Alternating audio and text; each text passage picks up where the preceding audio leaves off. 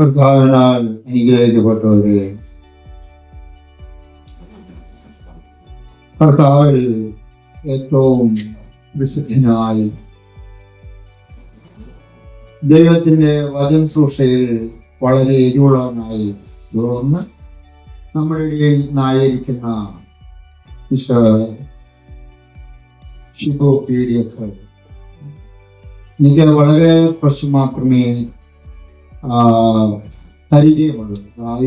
ഓർമ്മ ശരിയാണെങ്കിൽ ഞാൻ ഇന്നാണ് ആദ്യമായിട്ട് ഇദ്ദേഹത്തെ കാണുന്നതിനെ സംസാരിക്കുന്നു. ഫോണിൽ കൂടി 1-2 പ്രാവശ്യം ഞാൻ സംസാരിച്ചിട്ടുണ്ട് ഇവിടെ വരുന്ന കാര്യങ്ങളെ കുറിച്ച്. എന്നാൽ എൻ്റെ വിശേഷപ്പെട്ട ആൾക്കാരൊക്കെ ഇദ്ദേഹത്തിൻ്റെ യൂട്യൂബ് പ്രസംഗങ്ങളും ഡിബേറ്റ് ക്ലാസ്സുകളൊക്കെയും കേൾക്കുകയും എന്നോട് പറഞ്ഞു, ഒരിക്കലെങ്കിലും ഇവിടെ ഒന്ന് രക്ഷ കൊണ്ടുവരണം. അപ്പൊ ഞാൻ പറഞ്ഞു, ഇവിടെ ആര് കേൾക്കാൻ? ആകെപ്പാടെ ഞാനും എന്നെപ്പോലെ പൈസ എന്ന 3 പേരുണ്ട് എഴുന്നേക്കാൻ വിചാരിച്ചത്. ചെവി കേൾക്കുകയല്ല, കണ്ണ് കാണുന്നില്ല. ഇങ്ങനെയുള്ള ഇവിടെ കൊണ്ടുവന്ന് പ്രസംഗിപ്പിച്ചാൽ എങ്ങനെ ഇരിക്കും എന്നാണ്.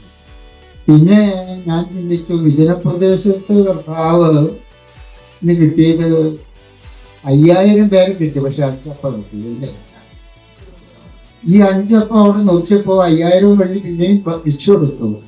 അപ്പൊ വിജനപ്രദേശത്ത് അങ്ങനെ ദൈവത്തിന് അല്പം സാധിച്ചു എങ്കിൽ ഒരു പക്ഷേ ഈ റോയി സിറ്റിയിലെ ഈ പറയുന്ന മരുഭൂമിയിലും ദൈവത്തിന് അത്ഭുതങ്ങൾ നടത്താൻ സാധിക്കും എന്ന ഉറപ്പിൽ ഞാൻ വിളിച്ചപ്പോഴും പറഞ്ഞു, ഞങ്ങൾ കുറച്ച് പേരേ ഉള്ളൂ, വലിയൊരു ഓഡിയൻസിനൊന്നും പ്രതീക്ഷിക്കണ്ട എന്ന് പറഞ്ഞു. അങ്ങനെയുള്ള ഒരു ധാരണയിലാണ് ഞാൻ ഇരിക്കുന്നത്. അദ്ദേഹത്തിൻ്റെ ധാരണ എങ്ങനെയാണെന്ന് എനിക്ക് അറിഞ്ഞുകൂടാ. ഏതായാലും ആള് കുറവാണെങ്കിൽ പ്രസംഗത്തിന് കുറവ് പറയുക, സമർത്ഥമായിട്ട് കൊടുക്കണം. ഒരാട് എന്നുള്ള വിചാരിച്ച് അതിന് ആഹാരം കുറച്ച് കൊടുക്കരുത്. അപ്പോൾ കൂടുതൽ ഉണ്ടെന്ന് വിചാരിച്ചോടെ അവിടെ കേട്ടോ ഇൻവിസിബിൾ ആയിട്ടുള്ള സ്പിരിച്വൽ ആൾക്കാരിവിടെ നിറച്ചുണ്ട്. അത് നമുക്കറിയാവും. അപ്പൊ നമ്മൾ മാത്രമല്ല, ദേവാലയത്തിൽ നമ്മുടെ വാങ്ങിപ്പോയ പരേതരെല്ലാം ഇവിടെ ഉണ്ട്. അതുകൊണ്ട് അവര് കേൾക്കും, നമ്മൾ കേട്ടില്ലേലും അവർ കേൾക്കും. അതുകൊണ്ട് എനിക്ക് പ്രിയ സഹോദരനോട് പറയേണ്ടത് വളരെ വെടിപ്പായിട്ട് തറവീർത്ത് അടിച്ച് സംസാരിച്ചു സന്തോഷമേ ഉള്ളൂ. അദ്ദേഹത്തിന് എല്ലാവിധമായ നന്മകൾ നേരുകയും ഈ ദേവാലയത്തിലാക്കാൻ നിങ്ങളെ പ്രതി സ്വാഗതം ചെയ്യുന്നു. ഇപ്പോൾ വചന ശുശ്രൂഷയ്ക്ക് വേണ്ടി അദ്ദേഹത്തെ ക്ഷണിക്കുന്നു. ദൈവതിരുനാമത്തിന് മഹത്വം ഉണ്ടാകട്ടെ. വന്യ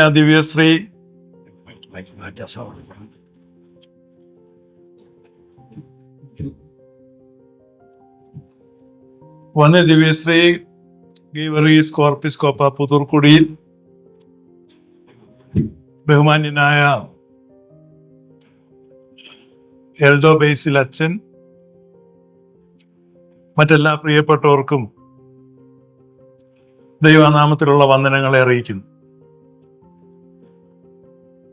മഹാഭാഗ്യവതിയും ദൈവമാതാവുമായ വിശുദ്ധ കന്യകാമറിയത്തിന്റെ നാമത്തിൽ ഉള്ള 8 നോമ്പിനോടുള്ള ബന്ധത്തിലാണ് ഈ വചന ശുശ്രൂഷ ഇവിടെ നടക്കുന്നത്. ദൈവമാതാവ് എന്ന് പറയുമ്പോൾ പല ആളുകൾക്കും നെറ്റിച്ചുളിയും പല ആളുകളും അങ്ങനെ വിളിക്കാൻ ബുദ്ധിമുട്ടുള്ളവരാണ്. ഇതര സഭാവിഭാഗങ്ങളിൽപ്പെട്ട ആളുകളെ കുറിച്ചല്ല ഞാൻ പറയുന്നത്. പാരമ്പര്യമായി സഭയിൽ നിൽക്കുന്ന മാതാവിനെ അംഗീകരിക്കുന്ന സഭകളിലുള്ളവരിൽ തന്നെ നല്ല ഒരു പങ്കും പരിശുദ്ധ കന്യകാമറിയം ദൈവമാതാവാണ് എന്ന് ഉള്ളിൽ ബോധ്യപ്പെടാത്തവരാണ്. അതിന്റെ കാരണം പുറത്തു നിന്നുള്ള ടീച്ചിങ്ങുകളാണ്, വാദങ്ങളാണ്. പലപ്പോഴും നമുക്ക് അറിയാം, ഈ സത്യവിശ്വാസത്തിൽ നിൽക്കുന്ന ആളുകളുടെയൊക്കെ തന്നെ അടുത്ത ബന്ധുക്കളായിട്ടും സഹപ്രവർത്തകരായിട്ടും സുഹൃത്തുക്കളായിട്ടും അയൽക്കാരായിട്ടും ഒക്കെ വിരുദ്ധ ഉപദേശങ്ങളെ ഹോൾഡ് ചെയ്യുന്നവരുണ്ട്. ഇവരുമായി നിരന്തരം സമ്പർക്കത്തിൽ ഏർപ്പെട്ടിരിക്കുന്നത് കൊണ്ട് അവരുടെ ആശയങ്ങളും ഉപദേശങ്ങളും അപ്പൊ അതിന് ഇൻഫിൽട്രേഷൻ എന്നാ പറയുക, ഇൻഫിൽട്രേറ്റ് ചെയ്ത് നമ്മിലേക്ക് പ്രവേശിക്കും. അത് ക്രമേണ നമ്മളെ ഇൻഫ്ലുവൻസ് ചെയ്തിരിക്കും. പരിശുദ്ധ സുറിയാനി സഭയെ സംബന്ധിച്ച് നമുക്കറിയാം, സഭയുടെ ഉപദേശങ്ങൾ, അപ്പൊ അതിന് തിയോളജി എന്നാണ് പറയുന്നത്. അപ്പൊ ഈ തിയോളജി അങ്ങനെ പ്രത്യേകിച്ചൊരു പുസ്തകത്തിൽ എഴുതി ഒന്നും വെച്ചിട്ടില്ല, ഒരു വലിയ തിയോളജിക്കൽ ഗ്രന്ഥം നമുക്ക് തന്നിട്ടില്ല. അതിന് പകരം ഈ ഉപദേശവും ദൈവശാസ്ത്രവും മുഴുവൻ നമ്മുടെ ആരാധനാ ക്രമത്തിൽ ഉൾപ്പെടുത്തിയിരിക്കുക. ഞാൻ ഒരു ഉദാഹരണം ചിലപ്പോൾ പറയാറുണ്ട്. ഈ തേങ്ങ കഴിക്കുന്നത് നല്ലതാണ്. അപ്പൊ ഒരു കൂട്ടർ പറയാണ്, നിങ്ങളാരും തേങ്ങ കഴിക്കുന്നില്ല, ഇതാ ഞങ്ങളുടെ കയ്യിൽ തേങ്ങ ഉണ്ട്. ഇത് ചില ആളുകൾ മുഴുത്ത തേങ്ങ പിടിച്ചുകൊണ്ട് ഇങ്ങനെ നടക്കും. കണ്ടോ, ഇതുണ്ട്, ഇത് തേങ്ങയാണ്. ചിലര് തേങ്ങ കൊല ഇങ്ങനെ പിടിച്ചു. അപ്പൊ ഈ പയ്യനോട് പറയുകയാണ്, നീ തേങ്ങ കഴിക്കുന്നില്ല. ഇതാണ് ഈ പറഞ്ഞ അപ്പോസ്തലികമായ ഈ സഭയിലുള്ള ആളുകൾ കഴിഞ്ഞ നാളുകളിൽ നേരിട്ട ചലഞ്ച്. നിങ്ങൾ ബിബ്ലിക്കൽ ക്രിസ്ത്യൻസ് അല്ല, വേദപുസ്തകം നിങ്ങൾക്ക് അറിയത്തില്ല, ബൈബിൾ നിങ്ങൾ പ്രസംഗിക്കുന്നില്ല, ബൈബിൾ നിങ്ങൾ വായിക്കുന്നില്ല, ബൈബിളിൽ നിന്ന് നിങ്ങൾക്ക് അറിയില്ല. അപ്പൊ നമ്മൾ പറഞ്ഞു, ശരിയാണല്ലോ, നമ്മുടെ വീടുകളിൽ അങ്ങനെ ബൈബിൾ ഇല്ലായിരുന്നു. അടുത്ത കാലത്താണ് കുറെ ആളുകൾ ബൈബിൾ വാങ്ങിയത്. പണ്ട് ബൈബിൾ പ്രസംഗങ്ങൾ കുറവാണ്. അപ്പോൾ ബൈബിൾ വാക്യങ്ങളൊക്കെ ഇങ്ങനെ ചറപറ ഉദ്ധരിക്കുന്ന ആളുകൾ വന്നിട്ട്, നിങ്ങൾ ബിബ്ലിക്കലല്ല, വ്യർത്ഥമായ പാരമ്പര്യത്തിലുള്ളവരാണ്. ഇത് കേൾക്കുമ്പോൾ പല ആളുകൾ സത്യമാണെന്ന് പറഞ്ഞു. പക്ഷെ യഥാർത്ഥത്തിൽ സംഭവം എന്താണെന്ന് വെച്ചാൽ, ഈ പയ്യന്റെ കൈ തേങ്ങ കൊടുക്കുന്നില്ല. പക്ഷെ ഇവൻ ഭക്ഷണം കഴിക്കാനിരിക്കുമ്പോൾ തേങ്ങ അരച്ച കറി, തേങ്ങ പീരയിട്ട പുട്ട്, തേങ്ങ പീരയിട്ടിട്ടുള്ള കടലക്കറി, തേങ്ങ കൊത്തിയിട്ട ബീഫ് ഒലത്തിയത്, ഇപ്പൊ കഴിക്കുന്നത് മുഴുവൻ തേങ്ങാപ്പാല് പിഴിഞ്ഞ കറി, തേങ്ങാപ്പാല് കൊണ്ടുള്ള എന്തെല്ലാം സംഗതി, പിന്നെ ഇനി തേങ്ങ വരട്ടിയിട്ട് ഉണ്ടാക്കുന്ന പൊരികള്, ബിസ്ക്കറ്റുകള്. ഇവന്നെ ഒരു ദിവസം കഴിക്കുമ്പോൾ തന്നെ ഈ വെളിച്ചെണ്ണയിൽ വറക്കുന്നു, വെളിച്ചെണ്ണ കടുവ് പൊട്ട് ചൊഴിക്കുന്നു. അപ്പൊ ഇവന്റെ ഡയറ്റില്, ഡെയിലി ഡയറ്റില് ഈ തേങ്ങയുടെ എല്ലാ ഗുണവും എന്ത് ചെയ്യുന്നുണ്ട്, കിട്ടുന്നുണ്ട്. പക്ഷെ ഇവന് മനസ്സിലാകുന്നില്ല. പക്ഷെ അപ്പുറത്തുള്ളതെന്ന് വെച്ച് കഴിഞ്ഞാൽ തേങ്ങ വെച്ച് എറിയുകയാണ്. മനസ്സിലായി? ബൈബിൾ വാക്യങ്ങൾ വെച്ച് യുദ്ധം ചെയ്യുകയാണ്. ബൈബിൾ വാക്യങ്ങൾ എടുത്തു വെച്ച് അങ്ങോട്ടും ഇങ്ങോട്ടും ആക്രമിക്കുകയാണ്. അത് നോക്കി, ഈ വാക്യം അങ്ങനെയാണ്, ആ വാക്യം ഇങ്ങനെയാണ്. അവരൊരിക്കലും അതിന്റെ റിസൾട്ട് ഇല്ല. തേങ്ങയുടെ ഏറുകൊണ്ട് ഒരുത്തന്റെ തല പൊട്ടി, വേറൊരുത്തന്റെ കാലൊടിഞ്ഞു. ഞാൻ പ്രൊട്ടസ്റ്റന്റ് ലോകത്തെ കുറിച്ചാണ് പറയുന്നത്. അവരൊരിക്കലും ഇതിനെ അനുഭവിക്കുന്നില്ല. എന്നാൽ സുറിയാനി സഭയിലാണ് യഥാർത്ഥത്തിൽ സഭയാകുന്ന മാതാവ് ഈ തിരുവെഴുത്തുകളെ വേണ്ട വിധത്തിൽ പാകപ്പെടുത്തി.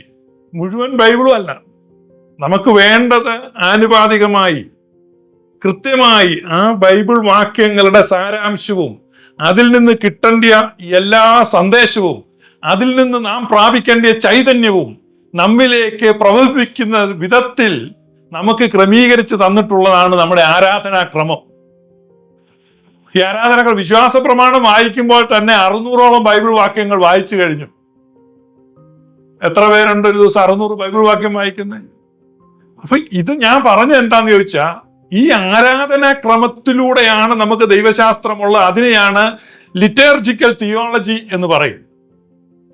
നമുക്കുള്ള അതാണ് ലിറ്റേർജിക്കൽ തിയോളജിയാണ്. കത്തോലിക്ക തിരുസഭ അവർക്ക് ഒരു തിയോളജി ഉണ്ടാക്കി. അത് 20-ാം നൂറ്റാണ്ടുണ്ട്. 960 കഴിഞ്ഞാണ് അവരത് പുസ്തകമൊക്കെ ആക്കിയത്. പക്ഷെ നമ്മൾ അങ്ങനെ ഒരു ഗ്രന്ഥം ഉണ്ടാക്കിയില്ല. പ്രൊട്ടസ്റ്റന്റ് ലോകത്തിൽ സിസ്റ്റമാറ്റിക് തിയോളജി എന്ന് പറയും. അപ്പോൾ ഡോഗ്മാറ്റിക് തിയോളജി, സിസ്റ്റമാറ്റിക് തിയോളജി. പ്രൊട്ടസ്റ്റന്റുകാർക്ക് സിസ്റ്റമാറ്റിക് തിയോളജി ഉണ്ട്, കത്തോലിക്ക സഭകൾക്ക് ഡോഗ്മാറ്റിക് തിയോളജി ഉണ്ട്. നമ്മളെ സംബന്ധിച്ച് സിസ്റ്റമാറ്റിക് തിയോളജിയുമല്ല, ഡോഗ്മാറ്റിക് തിയോളജിയുമല്ല. നമുക്കുള്ള എന്ത് തിയോളജിയാണ്? ലിറ്റേർജിക്കൽ തിയോളജിയാണ്. ലിറ്റേർജിയിലാണ് ഈ തിയോളജി മുഴുവൻ സന്നിവേശിപ്പിച്ചു വെച്ചിട്ടുള്ളത്. അതുകൊണ്ട് ഒരു സുറിയാനിക്കാരൻ പാട്ട് പാടുമ്പോൾ ആ പാട്ട് വെറും ഒരു പാട്ടല്ല. ഇതാണ് നിങ്ങൾ മനസ്സിലാക്കേണ്ടത്. നമ്മളൊരു പാട്ട് പാടുമ്പോൾ അത് നമ്മുടെ ഉപദേശമാണ്. അത് നമ്മുടെ വിശ്വാസമാണ്. What we pray, what we believe. നമ്മൾ എന്തു പ്രാർത്ഥിക്കുന്നു, നമ്മൾ എന്ത് വിശ്വസിക്കുന്നു. We pray what we believe, we sing what we believe. നമ്മൾ എന്ത് വിശ്വസിക്കുന്നു അതാണ് പാടുന്നത്, നമ്മൾ എന്ത് വിശ്വസിക്കുന്നു അതാണ് പ്രാർത്ഥിക്കുന്നത്. അപ്പൊ നമ്മുടെ പ്രാർത്ഥനയിലും പാട്ടിലും നമ്മുടെ വിശ്വാസത്തിന്റെ പ്രഖ്യാപനമുണ്ട്. വിശ്വാസ പ്രമാണം മാത്രമല്ല, വിശുദ്ധ കുർബാനയിൽ ഉടനീളം നമ്മൾ എന്ത് ചെയ്തുകൊണ്ടിരിക്കുകയാണ്? വിശ്വാസത്തെ ഞങ്ങൾ വിശ്വസിക്കുന്നു, ഞങ്ങൾ ഏറ്റുപറയുന്നു എന്ന് പറഞ്ഞാൽ തുടർച്ചയായിട്ട് ഉടനീളം. അപ്പൊ നമ്മുടെ സഭയുടെ ഈ ആരാധനാ ക്രമത്തിലൂടെ 1 വർഷം സഞ്ചരിച്ചാൽ, 2 വർഷം സഞ്ചരിച്ചാൽ, എൻ്റെ അഭിപ്രായത്തിൽ 10 വർഷം ഈ ആരാധനാക്രമത്തിലൂടെ സഞ്ചരിക്കുന്ന ഒരു വ്യക്തി ദൈവികമായി മുതിർന്ന് മച്യൂരിറ്റി പ്രാപിക്കത്തക്ക വിധത്തിലുള്ള എല്ലാ വിഭവങ്ങളും ഇതിനകത്ത് ഉൾപ്പെടുത്തിയിട്ടുണ്ട്. അത്രമാത്രം കൃത്യമായിട്ട് ഈ ആരാധനാക്രമം ഉൾപ്പെടുത്തിയിരിക്കുമ്പോൾ മറ്റൊരു പ്രശ്നമുണ്ട്. നമ്മൾ വിരുദ്ധാഹാരം കഴിക്കുന്നുണ്ട് എന്ന് പറഞ്ഞാൽ നമ്മൾ പാടുമ്പോ എന്തെങ്കിലും പാടിയാൽ പോരാ. അതുകൊണ്ട് നമ്മുടെ ആളുകൾ പലപ്പോഴും സൂക്ഷ്മാലുക്കളല്ല. കാരണം നമ്മൾ പാടുന്നത് നമ്മുടെ സത്യവിശ്വാസമുള്ള ഗീതങ്ങളായിരിക്കണം, സത്യവിശ്വാസമുള്ള പ്രാർത്ഥനയായിരിക്കണം. അതുകൊണ്ട് എവിടെയെങ്കിലും ഈണം കൊള്ളാം, താളം കൊള്ളാം, അതുകൊണ്ട് ഇതെല്ലാം അങ്ങ് പാടുകയാണ്.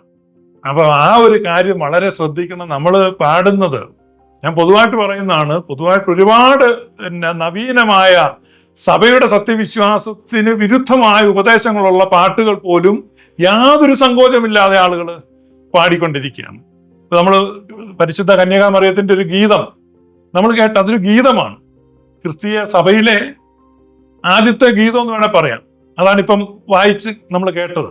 നമ്മളത് പാടുന്നില്ല, നമ്മളത് വായിച്ച് കേൾക്കായിരുന്നു. പക്ഷെ അതേ കണ്ടന്റ് സുറിയാനിയിൽ മനോഹരമായ ഗീതങ്ങളായിട്ടൊക്കെ നമുക്ക് ക്രമീകരിച്ചിട്ടുണ്ട്. അപ്പൊ അന്നു മുതൽ നമ്മുടെ സഭയുടെ ആദ്യത്തെ ഗീതം പാടിയത്, ഈ നമ്മുടെ ആ ഗീതത്തിന്റെ പാരമ്പര്യം നോക്കണം. നമ്മുടെ സഭയുടെ ആദ്യത്തെ ഗീതം പാടിയത് ആരാ? കന്യാമറിയമാണ് പാടിയത്. കന്യാമറിയം പാടി തുടങ്ങിയ ഗീതത്തിന്റെ തുടർച്ചയാണ് സഭയിലെ ഗീതങ്ങളെല്ലാം. അപ്പൊ ഓരോ പാട്ടും പാടുമ്പോൾ നമ്മൾ ഓർക്കണം, ഈ പാട്ടുകളുടെ പുറകിലേക്ക് പോയി. ഓൾഡ് ടെസ്റ്റമെന്റിൽ ആദ്യം പാട്ട് പാടിയത് ആരാ? ഇസ്രായേലിന് മറിയം.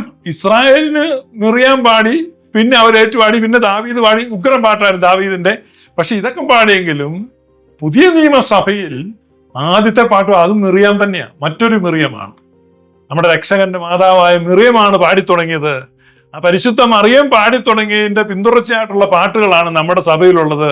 അതുകൊണ്ട് കന്യകാമറിയത്തോട് കൺഫോംഡ് ആയിട്ടുള്ള ഗീതങ്ങൾ മാത്രമേ നമ്മൾ എന്ത് ചെയ്യാവുള്ളൂ, പാടാവുള്ളൂ. അതാണ് നമ്മുടെ ആരാധനാ പാരമ്പര്യത്തിന്റെ ഒരു തുടക്കം. എവിടെയാണ് ഞാൻ പറഞ്ഞു വന്നതാണ്, പരിശുദ്ധ മറിയത്തിൽ നിന്നാണ് ഈ ആരാധനാ പാരമ്പര്യം തുടങ്ങുന്നത്. കാരണം മറിയമാണ് ആദ്യത്തെ പാട്ട് പാടുന്നത്, പിന്നെയുള്ള പാട്ടേ ഉള്ളൂ നമുക്ക്. അപ്പൊ പാട്ടുകളുടെ തുടക്കം അവിടെയാണെന്നാണ് ഞാൻ പറഞ്ഞത്. ഇവിടെ നമ്മൾ വായിക്കുന്നത്, ദൂതൻ പറയുകയാണ്, കഹാരിറ്റോമോനെ എന്നാണ് ഗ്രീക്കില്. അത് കൃപ ലഭിച്ചവളെ എന്നൊക്കെയാണ് സത്യവേദ പുസ്തകത്തിൽ തർജ്ജമ ചെയ്തിരിക്കുന്നത്. നമ്മൾ കൃപ നിറഞ്ഞവളെ, അതിന് കൃത്യമായ ഒരു തർജ്ജിമ ഇല്ല. ഹെയിൽ മേരി, അതിബഹുമാനിതയായ എന്ന് പറഞ്ഞാൽ മറിയം പരിഭ്രമിച്ചു എന്നാണ്. ഇതെന്തൊരു വന്ദനം, വാട്ട് എ സല്യൂട്ടേഷൻ. ദൈവത്തിന്റെ സന്നിധിയിൽ നിൽക്കുന്ന ഒരു ദൂതൻ വന്നിട്ട് ഈ സാധാരണ ഒരു പെൺകുട്ടിയെ വിളിക്കുകയാണ്. ആ വിളി കേട്ട് ദൂതനെ കണ്ടിട്ടോ, ദൂതന്റെ ശബ്ദം കേട്ടിട്ടോ, അല്ലെങ്കിൽ ഇങ്ങനെ ദൂതം വന്നപ്പോ ഒരു മിന്നലുണ്ടായി, അതുകൊണ്ടൊന്നുമല്ല. പരിഭ്രമിച്ച എന്താണെന്നറിയാമോ? ഇതെന്തൊരു വന്ദനം. നിങ്ങളത് ശ്രദ്ധിച്ച് മനസ്സിലാക്കണം. ഇത് ദൂതനെ കണ്ട് പേടിച്ചതല്ല. ദൂതൻ ഇവിടെ വന്നു, ദൂതന്റെ പൊക്കം കണ്ടിട്ടോ വെട്ടം കണ്ടിട്ടോ ഒന്നും അല്ല. മറിയം പരിഭ്രമിച്ചു. മറിയം ഭ്രമിച്ചു പോയത് ഇതെന്തൊരു വന്ദനം. കാരണം അത്രമാത്രം മറിയത്തെ ബഹുമാനിക്കുന്ന ഒരു പദമാണ് ദൂതൻ ഉപയോഗിച്ചത്. എന്ന് പറഞ്ഞാൽ എല്ലാ ചിന്തകൾക്കും അപ്പുറത്ത്,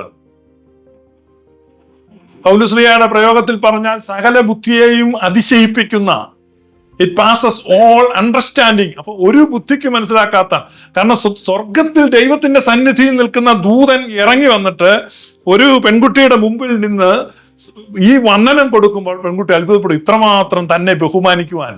അപ്പൊ അതുകൊണ്ടാണ് പരിശുദ്ധ മറിയം പിന്നീട് പറയുന്നുണ്ട്, ഇതാ സകല തലമുറകളും എന്നെ ഭാഗ്യവതി എന്ന് വാഴ്ത്തും. കാരണം ഈ വാഴ്ത്തൽ അല്ലെങ്കിൽ ഈ പുകഴ്ത്തൽ ആരംഭിച്ചത് ആരിൽ നിന്നാണ്? ഗബ്രിയേൽ മാലാഖയിൽ നിന്നാണ്. അപ്പൊ നിങ്ങൾ ഇന്നിപ്പം വന്ന് പരിശുദ്ധ മറിയത്തെ വാഴ്ത്തുമ്പോൾ സകല സ്വർഗീയ ഗണങ്ങളോടും ചേർന്ന് നിൽക്കുകയാണ്. ഞാൻ ഈ ഒരു ഐക്യപ്പെടലിനെ പറ്റിയാ പറയുന്നത്. നമ്മൾ ഐക്യപ്പെട്ട് നിൽക്കുമ്പോൾ മാലാഖ വൃന്ദങ്ങളോട് ഐക്യപ്പെട്ട് നിൽക്കുകയാണ്. നമ്മൾ പാടുമല്ലോ,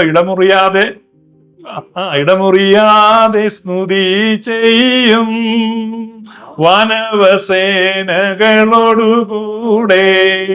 നിൻ സ്തുതി പാടാൻ കർത്താവേ.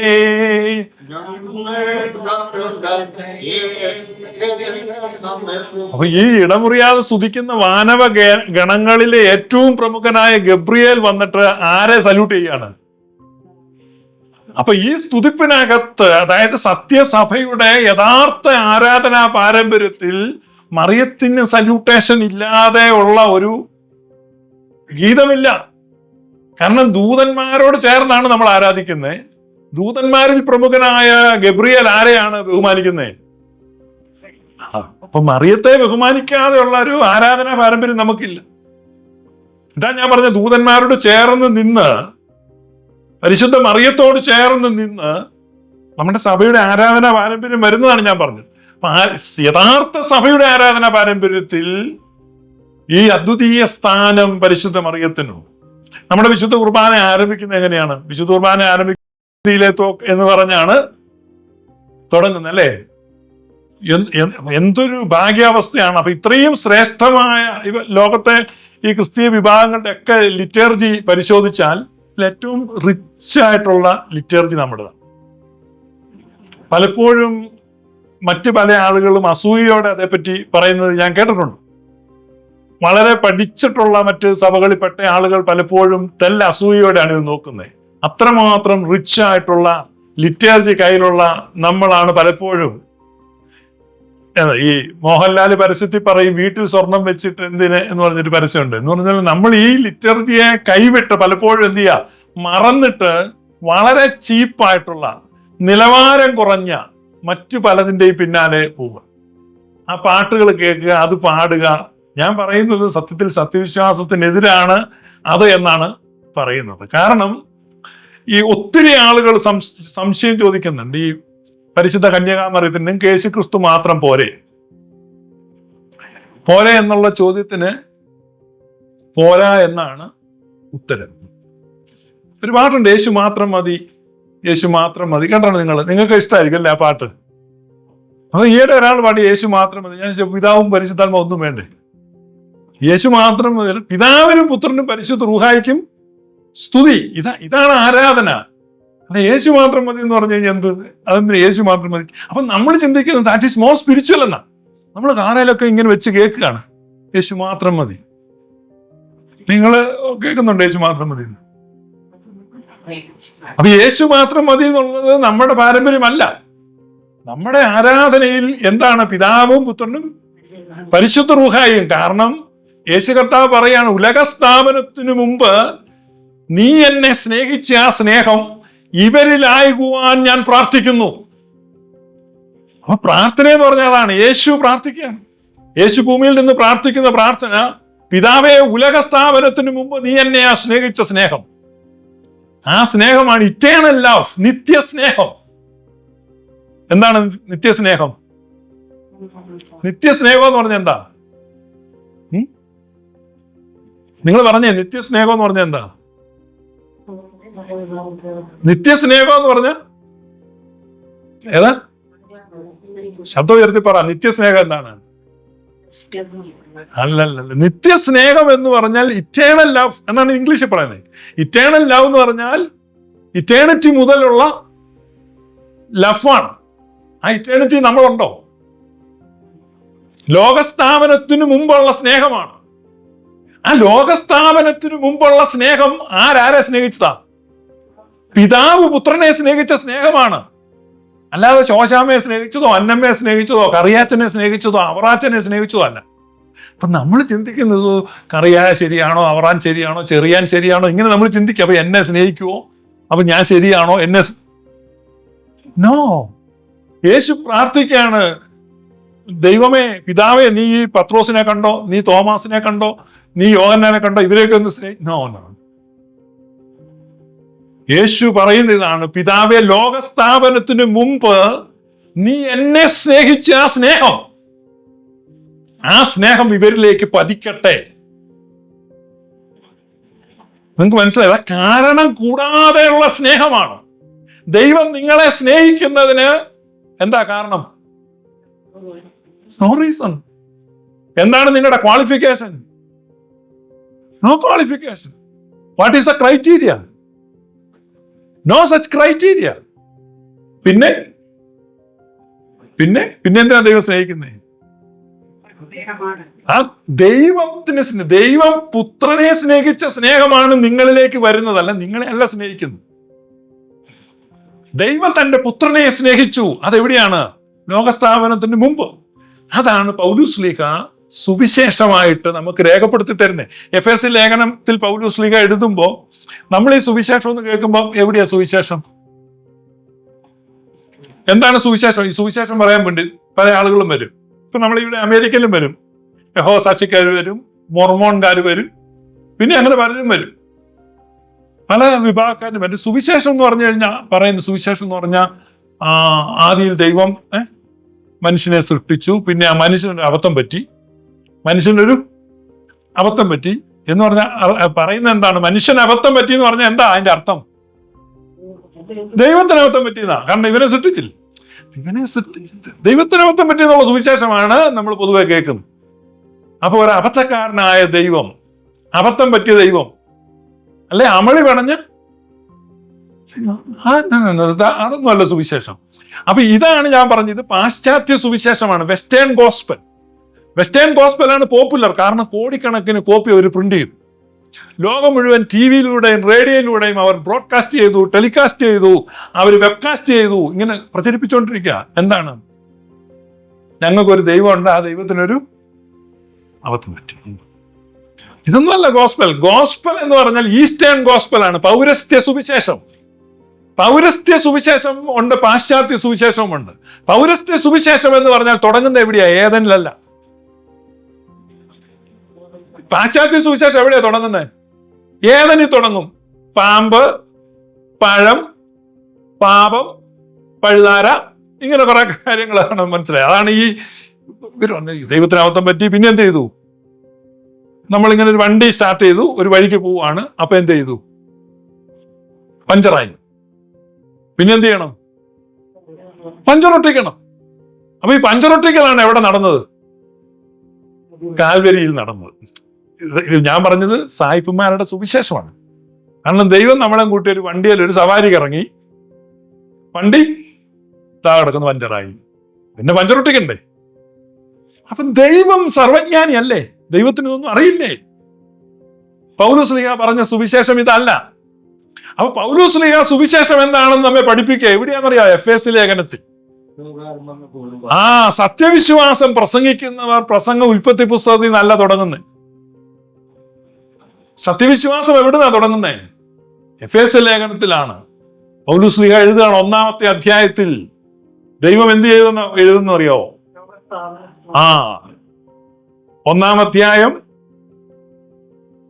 4-ാമത്തെ വാക്യത്തിൽ, നാം തന്റെ സന്നിധിയിൽ വിശുദ്ധരും നിഷ്കളങ്കരും ആകേണ്ടതിന് അവൻ ലോകസ്ഥാപനത്തിനു മുമ്പേ നമ്മെ അവനിൽ തിരഞ്ഞെടുക്കുകയും തിരുഹിതത്തിന്റെ പ്രസാദപ്രകാരം യേശുക്രിസ്തു മുഖാന്തരം നമ്മെ ദത്തെടുക്കേണ്ടതിന് അവൻ പ്രിയനായവനിൽ നമുക്ക് സൗജന്യമായി നൽകിയ തന്റെ കൃപാമഹത്വത്തിന്റെ പുകഴ്ചയ്ക്കായി സ്നേഹത്തിൽ നമ്മെ മുൻ നിയമിക്കുകയും ചെയ്തു. നോക്ക് എന്തൊരു സുവിശേഷമാണ്. That is gospel. ദൈവം നിങ്ങളെ എന്ത് ചെയ്തു? മുൻ നിയമിച്ചു. എപ്പോൾ? നമ്മൾ ആ കഴിഞ്ഞ ഓശാനയ്ക്ക് പള്ളിയിൽ നിന്ന് ഒച്ചയില് ആ പാട്ട് പാടിയപ്പോ ദൈവത്തിന് നമ്മളെ ഇഷ്ടപ്പെട്ടു, അങ്ങനെയാണോ? അതോ ഇനി പിന്നെ കൺവെൻഷനിൽ പോയി പ്രസംഗം പറഞ്ഞ് കൈപൊക്കി? ഇപ്പോൾ യേശുവിനെ സ്വീകരിക്കാനുള്ളവരെല്ലാം എന്ത് ചെയ്യാ? അപ്പൊ കൈപൊക്കി. അപ്പം ദൈവം മോളിൽ നിന്ന് ഇങ്ങനെ കൊള്ളാമല്ലോ. അപ്പൊ ശരിക്കും കൈപൊക്ക്. അപ്പൊ കൈപൊക്കി. പിന്നെ എന്ത് ചെയ്ത്? കാർഡ് പൂരിപ്പിച്ച് കൊടുത്തു. രക്ഷിക്കപ്പെടാൻ ഞാൻ ആഗ്രഹിക്കും. അപ്പൊ നീ യേശുവിനെ സ്വീകരിച്ചോ?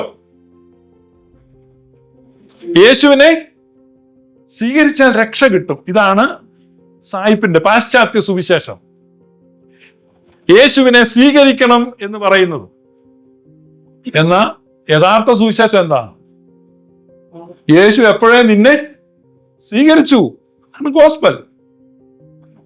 യേശു നിന്നെ എപ്പോഴാ തെരഞ്ഞെടുത്തേ? സ്വീകരിച്ചത്. പിതാവ് പുത്രനിൽ നിങ്ങളെ തെരഞ്ഞെടുത്തപ്പോഴാണ്. When did it happen? എപ്പോഴാണ്? ആ ലോകസ്ഥാപനത്തിനു മുമ്പ്. അപ്പൊ അതിന്റെ ബേസിസ് എന്നാ? It was not your performance, it was not on your merit. നമ്മുടെ പെർഫോമൻസ് കൊണ്ടോ നമ്മുടെ കഴിവ് കൊണ്ടോ നമ്മുടെ ത്യാഗം കൊണ്ടോ ഒന്നുമല്ല. Just because of Jesus. ആ പുത്രൻ നിമിത്തം നമ്മെ എന്ത് ചെയ്തു? തിരഞ്ഞെടുത്തു. ഇതാണ് ഗോസ്പൽ എന്ന് പറഞ്ഞാൽ നാം തിരഞ്ഞെടുക്കപ്പെട്ടത് എപ്പോഴാണ്? എന്ന് പറഞ്ഞാൽ ഏദൻ തോട്ടത്തിന് മുമ്പ്, ആദാമിന് മുമ്പ്, മറ്റേ പാമ്പിന് മുമ്പ്, എല്ലാ പഴുതാരയ്ക്കും മുമ്പ് നമ്മൾ തിരഞ്ഞെടുക്കപ്പെട്ടു. ഇതാണ് പൗരസ്ത്യ സുവിശേഷം. നാം തിരഞ്ഞെടുക്കപ്പെട്ടത് എങ്ങനെയാണ്? നാം തിരഞ്ഞെടുക്കപ്പെട്ടത് എങ്ങനെയാണ്?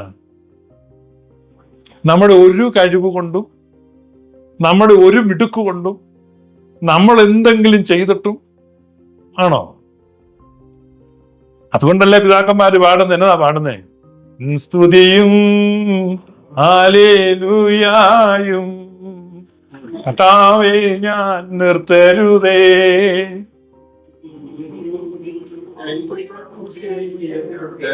ഞാൻ പാതകിയെന്നറിയുന്നു.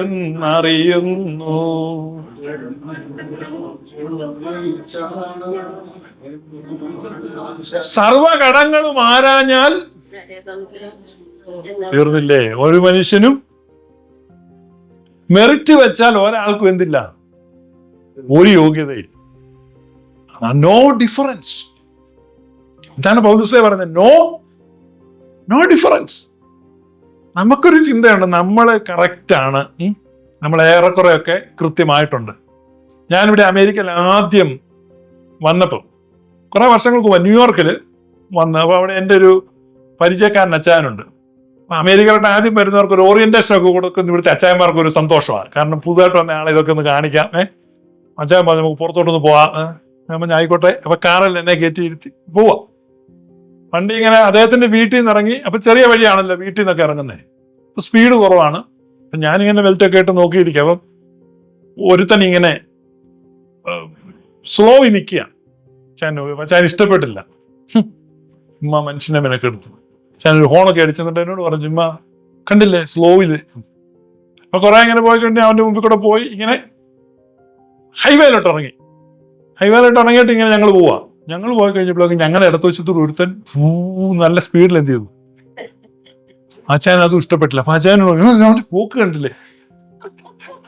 ഞാൻ ചോദിച്ചു, അച്ചായനല്ലേ കുറച്ചു മുമ്പ് ഒരുത്തൻ പയ്യെ പോയനെ, ഇപ്പൊ അവൻ സ്പീഡിൽ പോയനെ എന്ന് പറഞ്ഞാൽ അച്ചായന്റെ സ്പീഡാണ് സ്പീഡ്. ഞാൻ പറഞ്ഞു മനസ്സിലായോ? നമ്മളെല്ലാം പാപത്തെ കാണുന്നത് എങ്ങനെയാ? ഞാൻ ചെയ്യുന്ന പോലെ പാപം ചെയ്താൽ കുഴപ്പം, വേറൊരു രീതിയിൽ പാപം ചെയ്താൽ അവൻ പാപി. മനസ്സിലായി? പാപം ചെയ്യുന്നതിന് കുഴപ്പമില്ല, പക്ഷെ എങ്ങനെ ചെയ്യണം? നമ്മുടെ കൂടെ കൂടണം, നമ്മുടെ ഗ്രൂപ്പിൽ വരണം, നമ്മളെ പോലെ ആകണം. അപ്പൊ നീ ഓക്കെ. ഇതാണ് ഈ ലോകത്തിലെ വിഭാഗങ്ങളെല്ലാം ചെയ്തുകൊണ്ടിരിക്കുന്നത്. പൗലോസ് പറയാണ് no difference. There is no difference. All have sinned and come short of glory. All have sinned. No difference. അപ്പൊ എവിടെയാണ് ദൈവത്തിന്റെ തെരഞ്ഞെടുപ്പ് സംഭവിച്ചത് ലോകസ്ഥാപനത്തിന് മുമ്പാണ്. ഉലകസ്ഥാപനത്തിന് മുമ്പാണ് നമ്മോട് ദൈവത്തിന് സ്നേഹം തോന്നിയത്. അത് നമ്മുടെ ഒരു യോഗ്യതയും കണ്ടിട്ടല്ല. ഇതാണ് ദാറ്റ് ഈസ് അഷ്വറൻസ്. അതാണ് നമ്മുടെ ഹൃദയത്തിലുള്ള ഉറപ്പ്, ദൈവസ്നേഹത്തിന്റെ ഉറപ്പ്. ഈ ഉറപ്പിനെ പ്രദർശിപ്പിക്കണം ദൈവത്തിന്. അതിനാണ് ദൈവം തന്റെ പുത്രനെ അയച്ചത്. അതാണ് റോമാലേഖനത്തിലേക്ക് വരുമ്പോൾ പൗലുസ്ലീഹ പറയുന്നത്, ദൈവം തന്റെ സ്നേഹത്തെ പ്രദർശിപ്പിപ്പാൻ അത്രേ അങ്ങനെ ചെയ്തത്.